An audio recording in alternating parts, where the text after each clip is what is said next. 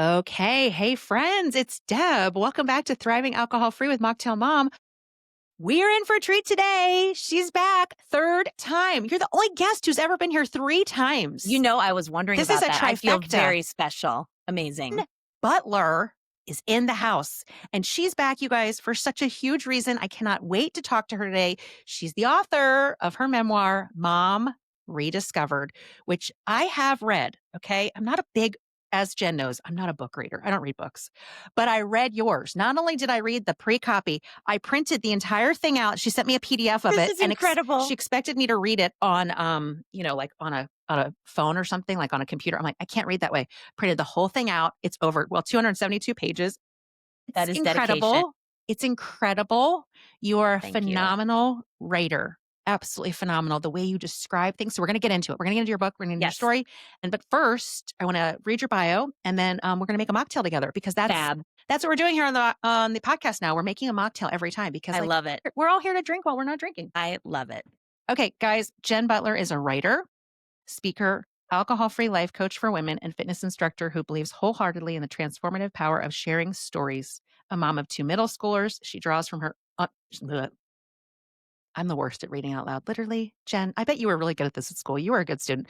She draws from her own journey through motherhood, midlife, and perimenopause to encourage women to practice self-compassion and forge meaningful connections, empowering them to take up space as their amazing, authentic selves in their families, friendships, careers, and communities. She's a graduate of Brown University and the University of Cambridge, and lives with her family in Westchester County, New York. Aw, Love that's it. me. That's you. That's That's you. me. And I am so happy to have you here today, and just want to celebrate you. I feel like I should have balloons. I should have like pom-poms. I mean, really, like, as long as I've known you, your dream has been to be an author. Your dream has been to write a book. You and I met really right at the start of that moment where I was like, not only do I want to write a book, but now I think I know what I want to write. And like, that's when you came into my life. So you really, Deb, have been in my life for the duration of time that it has taken me to get this book out into the world. It's incredible. Yeah. And that you've made it happen. And Yeah. it's so incredible. First, we're going to make a mocktail, though. We're going to make a mocktail. Yay. It's from my book, called My Book is the Happiest Hour, but it's actually the very first recipe in the book. And I love the name. I think this is perfect for you. It's called Do It For You. It's a margarita on the rocks. Do it for you, Jen. I mean, really, Deb, I feel like you made that recipe for me. I mean, I'm going with it because margaritas are my favorite. And Great. yes, that's, I wrote the book for me and for Yes. everybody else. But, there we are. And one thing I love, wait, can you hold up your book again? Hold up the cover. I know. Look at the it's colors. the same color palette. Look at the us. colors. Isn't that funny? We're so cute. Purple and our pink color is our palette. colors. Yes. And you're wearing your In Your Mocktail era sweatshirt from the...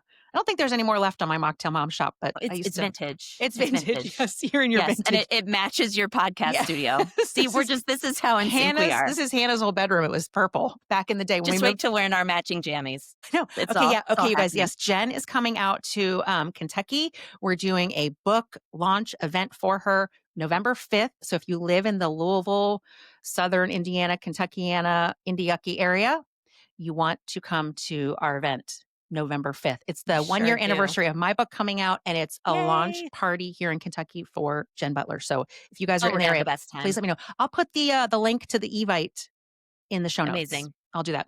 Yay. All right, let's make our drink. Let's do it. Do it for you, a margarita on the rocks. Okay, we've got our shakers. Yep. Shake it up, baby.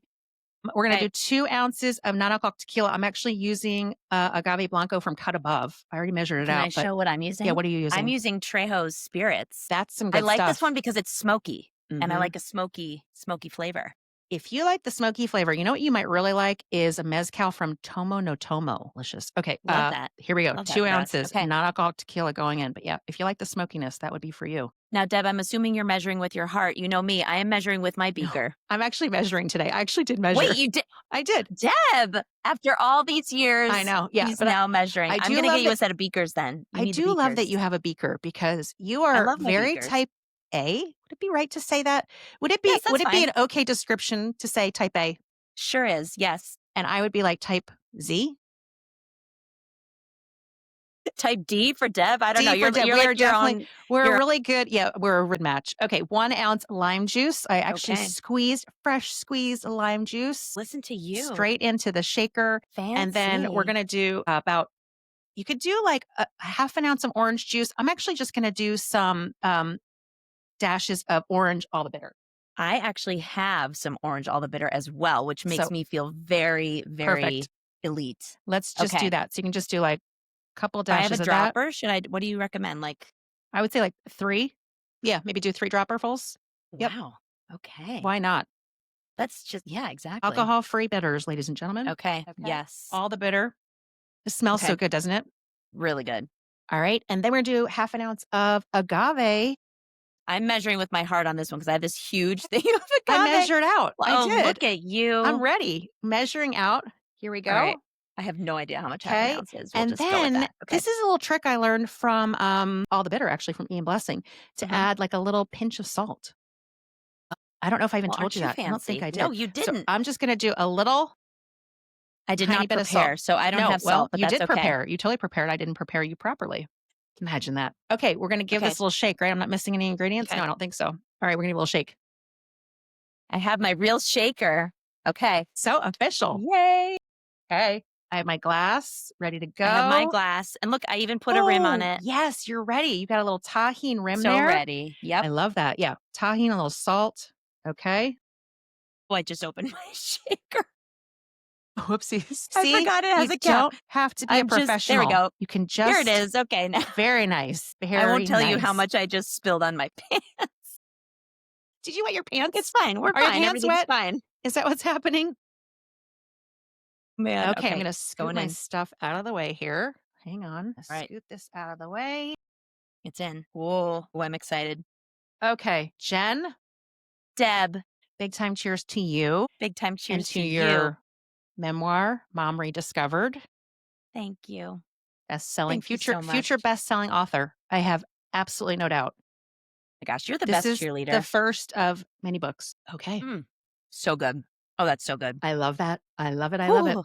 Yep. Okay, available in the happiest hour. Do it for you guys. Yay. Do it for you. Do it for you. Drink mocktails, for you. You don't have to zone out. Do it for you guys. Okay, here we go. Let's talk about the book. Do you want to start with like just navigating this whole process? Because it's been a process. Which Yes. as an Yes, it has been a accidental process. author, I didn't realize what a process it was, and I absolutely hated it. Unlike you, my goal was not to write a book. It just kind of happened. But I want you to share about being alcohol-free through this whole process because it's a huge challenge. Yep. Well, first of all, there would be no book if I were not alcohol free on every level.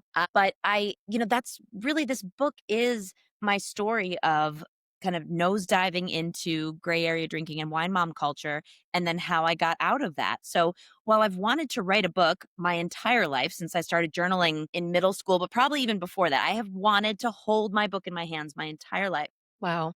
I really didn't, and I knew I wanted to do some sort of memoir because I've always journaled. I just like telling stories about my life, but I didn't know what my story was until I started stopping drinking. And once I started taking those breaks and realizing, which for me started with Dry January in 2018, I started just gaining clarity and being able to look at my life and experience alcohol-free life. I thought, "Oh, maybe I'm on an arc here. Maybe I'm onto something." And certainly once I became alcohol free, I thought, "Okay, this is it. I've got my story." And I started writing that story. I started writing basically my quit lit memoir. So quit lit is the genre of all I'm sure your listeners know. Not Many, many necessarily. books Yep, not necessarily. many books about people quitting drinking. A lot of quit lit books are rock bottom stories because, those are the books that get book deals, right? The huge arc of like, oh, I almost died. And those stories, I've been inspired by stories like that. I think those stories are very important, but that's not my story. I never had a rock bottom story. I was able to create the changes that I needed to create with my relationship with alcohol without professional help. So while it's not such a dramatic story as a rock bottom story, I think it's a much more relatable story and it's really something that a lot of people deal with. So for a few years I was writing my Quit Lit book, and at the same time I was navigating alcohol-free life. And Deb, I feel like I don't know if this happened to you as much as or as profoundly as it happened to me, but when you stopped drinking, but I remember thinking, I don't drink anymore. Like all my problems are solved. Like I just thought like if I can get drinking under control and like that'll be it.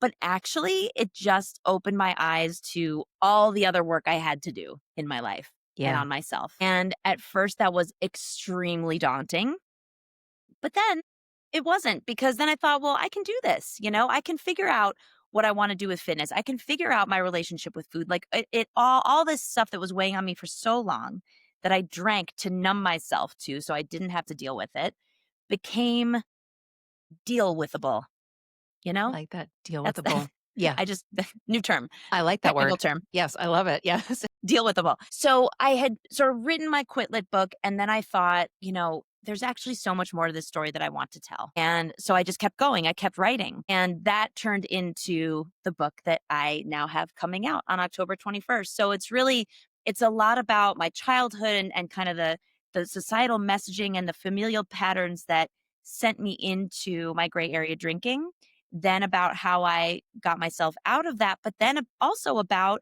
what came after and how I navigated alcohol-free life and perimenopause during COVID and all sorts of other fun stuff. And so that's really the overarching storyline, and I just cannot wait for this book to be out in the world.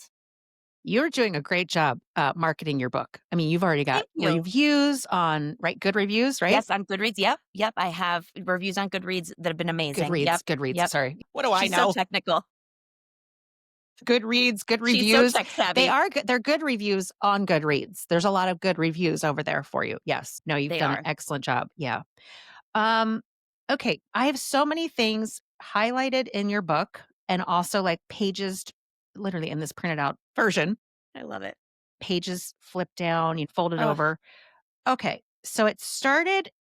Can I just read something from page 6? of course, yeah.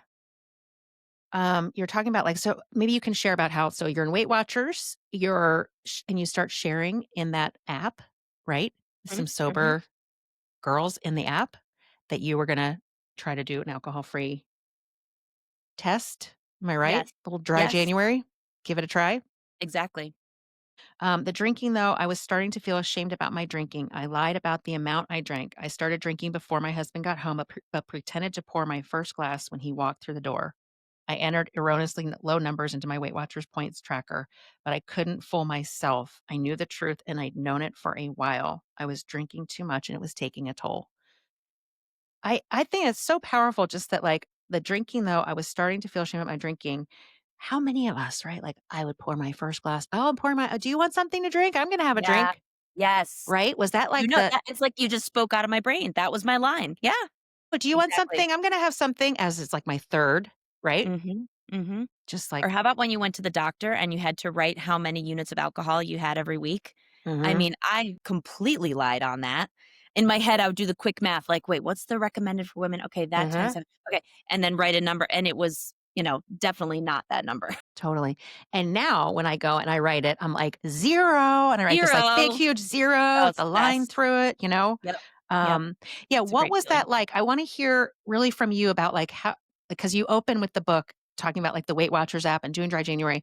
What was that like when you first hit post and you first shared kind of the very first time about what you were struggling with? So my book opens with the moment I asked for help, Hmm. because that was the moment that everything changed for me. I had tried to take breaks before. I would say to myself, I'm going to take a week off or I'm going to do dry January. Right? I tried all of that for years, and nothing stuck. And that is because I was trying to do that all on my own in my own head. Yeah. And the wine witch, who also was in my head, was a lot stronger than that little voice that said, "But I don't want to drink tonight." She would weigh in and say, like, "But of course you're drinking tonight because you Sure. drink every night." It's a Wednesday. Exactly. Treat yourself, right? Yeah. So I had been on Weight Watchers for a while, and as we go further into the book, I talk about actually breaking up with diet culture. But I'm very grateful that I was on Weight Watchers at this time, because at this time in my life, because on their app, they had kind of a social media channel. And on that channel, I started lurking around and finding comments about alcohol and people not drinking. And there was a group of women that identified themselves using the hashtag sober sisters. And so I started looking at all of their posts and thought, like, gosh, these ladies seem really nice. And also, strangely, they seem really excited about the fact that they don't drink. I don't know how they're so happy, but like I want some of what they're having. So I decided that was how I was going to try this next break of Dry January 2018 was by reaching out to them. And I basically just said, I've become the mom that can't go for more than a day or two without drinking and that needs to change, but I have no idea how to do it and how I could possibly go a whole month. And these women who did not know me, weren't following me yet, all immediately started commenting like, you got this, you can do it, read this book, listen to this podcast, try this seltzer, like all these wonderful suggestions that I still to this day suggest to women who either coach with me or Wow. just ask me how to get started. I could not have done or I would not be where I am without the Sober Sisters. And what is so crazy is that I still will never know who most of them are or were, Isn't that wild? Because because we it's were all like anonymous. anonymous on Right, yeah, there. you're just like you have, like, a username, you're in this app. Yeah. Yep. Isn't that So incredible? a few of them, more than a few, a handful of them have found me on Instagram because Okay. I'm not on the Weight Watchers app anymore, but a bunch of them found me on Instagram and are following me and that Wow. is wonderful. So I am friends with several of them to this day, but there are dozens of women who I hope somehow they'll know about this book and somehow they'll know that they changed my life. But even if they don't know, hopefully they'll at least have good karma coming their way. And isn't that it's amazing though, because we don't know how our sharing our stories or just encouraging others, what a difference that's making. Whether you have a large platform, a small platform, or you're just talking one on one with the girlfriend while you're all watching your kids, at a game or just sharing about what you're going through. We never know the It's positive so true. impact we can have by sharing our story. Yeah, which is It's so so true. important. Yeah, and make sure you guys, Jen's Instagram is at Jen Butler Writes is her Instagram handle. So make sure you're following her if you're not already doing so. Okay, I think I texted you this page. I think I texted you the sentence from this page back when I was reading your book. Mhm. Okay, it's on page 191 of my printed out PDF version. I don't know what page it'll be on for everybody else when you get the actual book. When I get my actual book, I'll check. But it's like a light bulb moment after like a heavy night of drinking where you've basically concluded like I can't do this anymore. Then you say this is the sentence, my favorite sentence from the whole book. Mm. Instead of feeling shackled to a sober future, I felt free from the chains of my drinking past. Woo! Instead of feeling shackled to a sober future, I felt free from the chains of my drinking past. I mean, I felt so shackled. I felt like I was dragging around a U-Haul of shame. I think so many of us, we felt so shackled. And the thought of sobriety or not drinking or drinking a lot less, whatever it was for us, for me, the thought of not drinking ever, becoming sober, Mhm. I used to think that would have been like a prison. Like, what do you mean I'm not going Yes. to drink? Yes. What do you mean? I'd rather lug around this, as you said, a U-Haul of shame Hmm. than put myself in a prison cell for the rest of my life. Of sobriety. Sure, it's worth Sobriety. carrying this heavy load of shame every day because the alternative is just being locked away forever Yep. in Of this not drinking. torturous, Right. not Right. drinking existence. Not drinking, how I have fun, how I relax, how I manage my life, how I handle my marriage, like all of it. No, I felt free from the chains of my drinking past. And that perfectly describes the authentic freedom I feel in my alcohol free journey. It's true Yep, freedom. It's true yep. freedom in what we thought would be the exact opposite. How is that? It's remarkable, isn't it? It really is. People don't realize. Anyway, that's my favorite Miracle. sentence. Instead of feeling I shackled. remember writing that sentence and being like, "Oh," like, sometimes this is one thing I love about being a writer is that, like, when a sentence like that comes out, Yeah, it's just, like, the magic. best feeling when you're like, "Oh, nailed it, Nailed it. nailed You it." nailed Because it. You not only nailed is it. that, like, exactly how I felt, but it sounds really good, it's such a this is I just love this. You nailed it. You nailed it. Yeah. Okay, so yeah, what specifically about that experience solidified just this profound shift for you in perspective? What about it? That's so interesting, right? Because as I said, I didn't have a rock bottom moment. Yeah. So I don't have a moment of, going to jail or getting, wrecking my car. Thank goodness. Thank goodness I don't.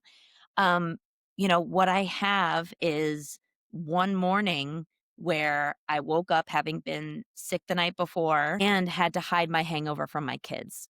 And I think that that is the piece that made it my kind of soft rock bottom, as I like to call it, Yeah. because it was the first time that I couldn't get out of bed that morning, and because I was so sick.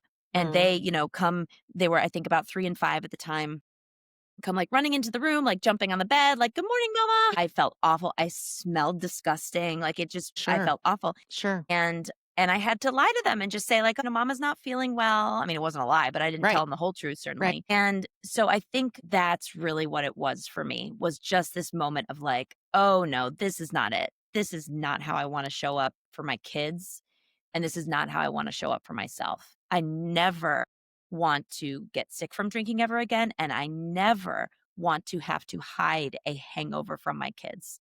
Yeah. Because the shame of that was too much. That was like the final, bowling ball of shame on top of the U-Haul that Yeah. was like done, you know? Yeah. Yeah. Boy, I remember those. Even though Yeah. I didn't know, listen, and don't think that I stopped drinking after that, Deb. I did not stop drinking after that moment, but I started doing more research and Mm. thinking about how can I actually create some real lasting change here? Wow. Wow.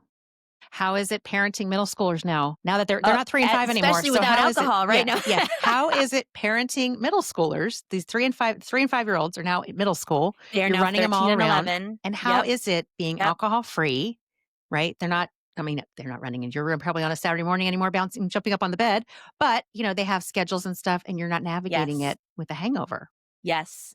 It's the best. Yeah. It is the best. I remember when they were little and they would have, a karate class until 6 o'clock or something. And I would think to myself, like, ugh, this is cutting into my wine time, and I like couldn't wait Yeah. to get home and open the wine.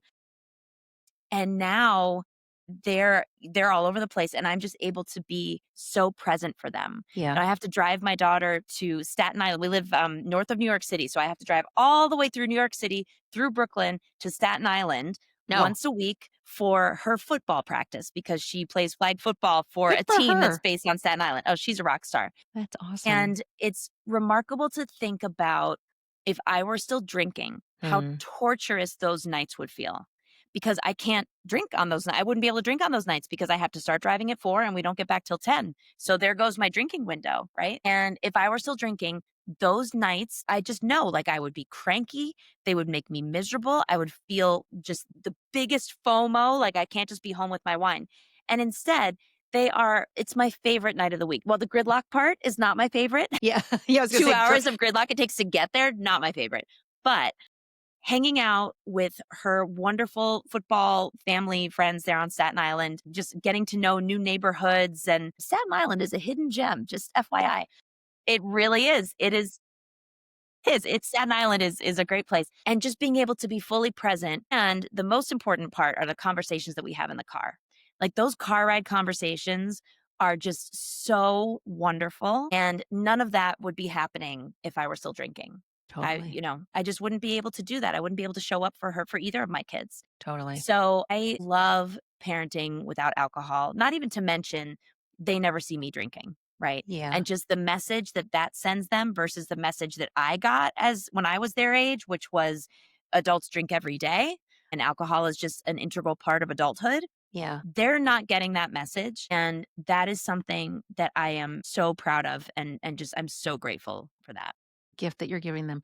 Boy, I don't know, it's like under this hidden secret of parenting, the time in the car, right? That's when Car all the best time. conversations happen. Yep. It's never when you're Yep. like, "Okay, we're gonna sit down and have a talk." No, it's in the car, it's running those errands, it's like they're in the car with you and the talking happens. It just starts happening. Yeah, Yep. the Yep, and magic just to moments in the car. know, I will never have had a drink before or after any of those conversations. It's just so great. I mean, when they were little, if I ever took them out for dinner, I'd have a glass of wine at dinner and then drive home. Sometimes I had Yeah, 2 glasses of wine and then yeah, drove home with them in the car. I don't like having to say that. I don't like that I did that. I'm certainly not proud of it, but I also accept that that's where I was in my life, and now I'm in a different place, and I'm just so glad to be in the place that you're I'm in. free. Yeah, you're Yep. free. Okay, chapter 23, page 221. I was now alcohol free. I still couldn't quite believe it, but my nightly cravings were gone. You'd broken the habit, you say. Then this is one of my another favorite sentence. You said, "I was giving up alcohol to solve my most pressing issue, my dysfunctional relationship with it. That was great and all, but the problem was achieving mental clarity, increased energy, and broader brain bandwidth. Was that now all my other issues were laid bare," kinda what you were talking about a Yeah. few minutes ago. Yep. Okay, this is one of Yep. my favorite sentences. "I was flying a personal cargo plane filled with childhood trauma, negative body image, financial insecurity, and decimated professional self-confidence, and I had no ejector button. I could no longer turn to booze to numb the discomfort I felt in those areas of my life. The only way was through. The only way through was through." Yep. You're picking Jen, out all my favorite parts. really? I didn't even I mean, All literally, my these are the favorite these sentences. are the parts I've highlighted. I have pages, like, folded over and stuff. Ugh. But, I mean, I could no longer turn to booze to numb the discomfort I felt in those areas of my life. The only way through was through. I feel that, like, with my parents, like, grieving my parents, when they first Mhm. passed away, the first couple Yeah. of years, I was drinking.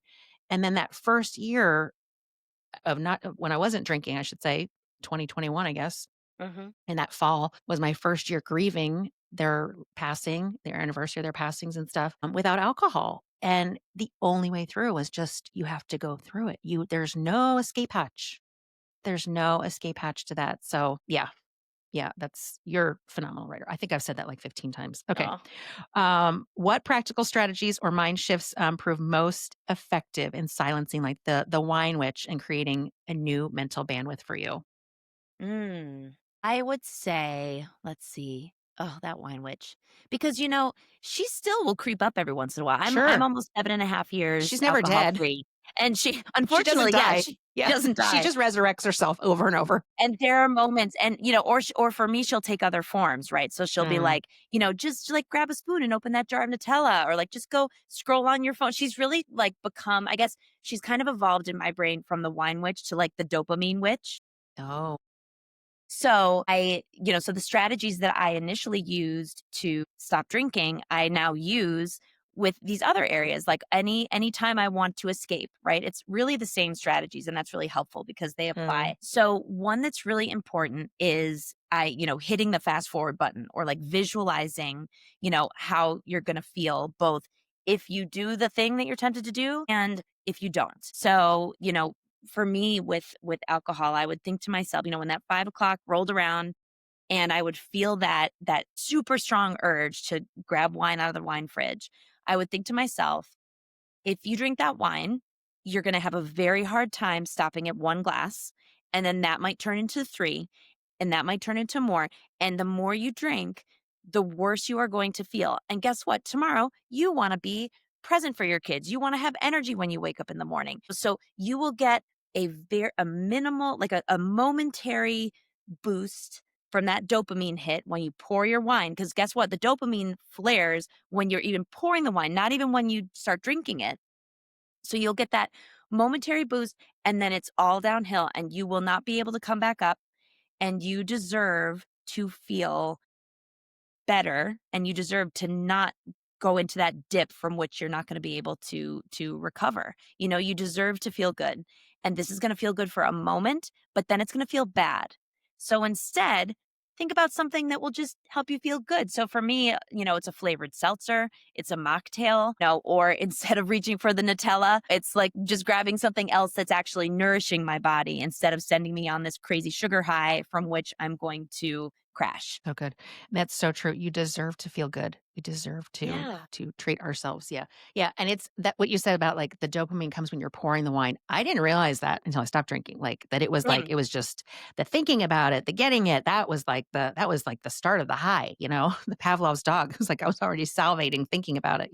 Didn't realize it. Yeah, but we deserve to feel good. Yeah.